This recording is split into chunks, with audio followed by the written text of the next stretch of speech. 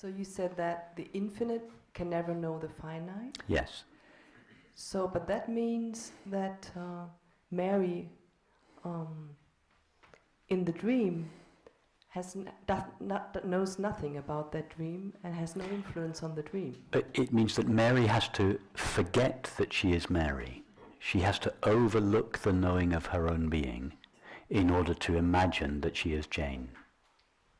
That is why the ego in the Indian tradition is called ignorance. It means the ignoring of. Mary has to ignore herself, forget herself. Mary has to fall asleep in order to wake up as Jane. Infinite consciousness needs to cease knowing its own being and localize itself as a finite mind if it wants to know a finite object. I understood that. It must become a finite subject, yes, I understand if it wants to know a finite object. Okay, but now Mary has gone asleep. And there is Jane in her... Yes. In what Jane is in the streets of London. Yes. So what happens to Jane? So Mary has no idea then what happens to Jane. But the knowing with which Jane knows her experience belongs to Mary. But Mary has forgotten who she is. So Jane's knowing, the knowing with which Jane knows her experience really belongs to Mary. But Mary has fallen asleep or forgotten herself. She's ignored herself, and her mind has limited itself in order to appear as a finite subject. In other words, Jane is only a finite subject from Jane's point of view. The knowing with which Jane knows her experience is really infinite. And who makes happen what happens to Jane?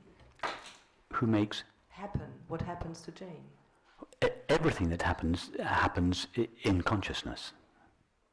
You see, in order to know something that is infinite, cannot know something that is finite. Is that clear to you? Yes, my question goes more into the direction of, let's say, something like guidance in our lives. It's this direction I'm going. Like, if the infinite does not know the finite dream, so is that random then?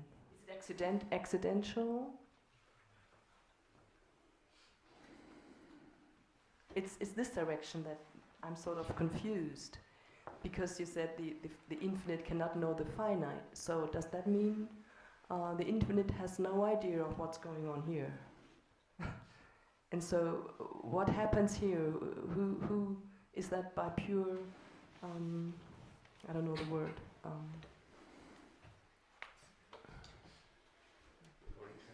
Yes, by accident. Is that coincidence?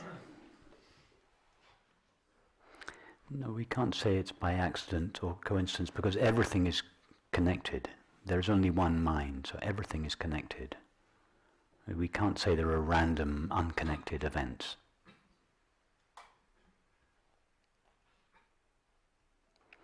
But also we can't find a causal link between the infinite and the finite.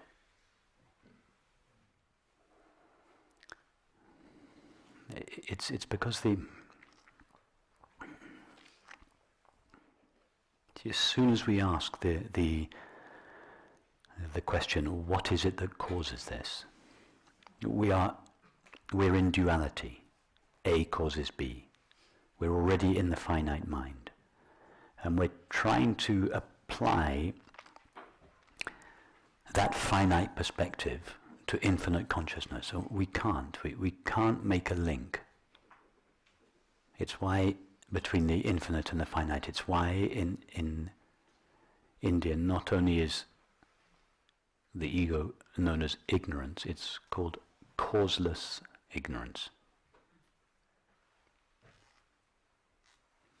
We can't say that it is caused by infinite consciousness.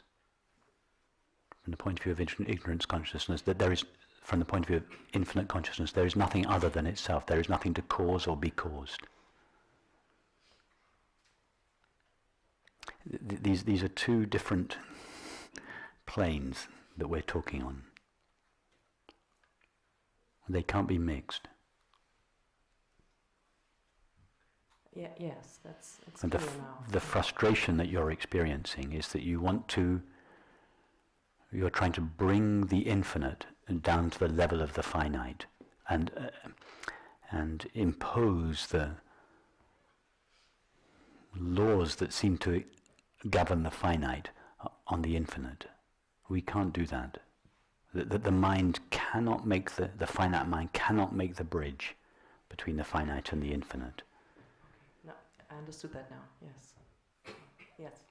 Thank you. But your question is very profound. In some sense, it is true, for instance, that God doesn't know our suffering. It's not a very consoling message for the ego.